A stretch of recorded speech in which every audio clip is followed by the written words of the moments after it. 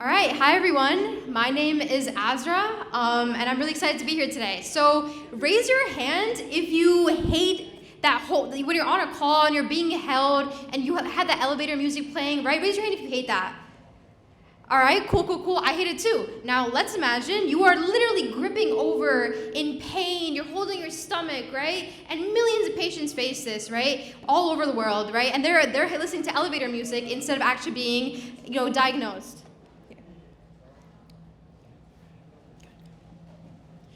In fact, we found that nearly 3 in 4 people out there are found to be diagnosed with colon cancer. In fact, there's a huge rise in colon cancer cases among people who are under 50.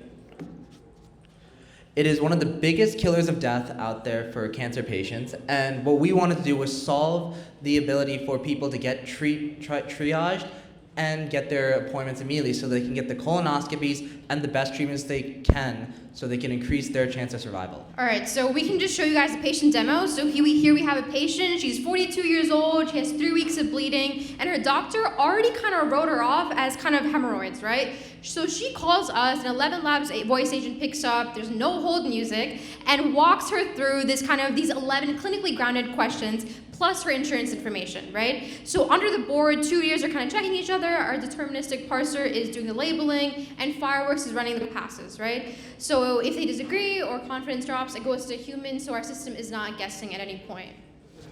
And so before the patient hangs up, they are flagged as either urgent or non-urgent, and depending on their severity for their case, they'll be booked for an appointment tomorrow. So as you can see here, there are 3 different clinics that we've set up where they can basically they're the 3 closest clinics that are to these patients, and we present the dates and all the prices for the patient on their calendars and as they schedule appointments between both the providers and the patients.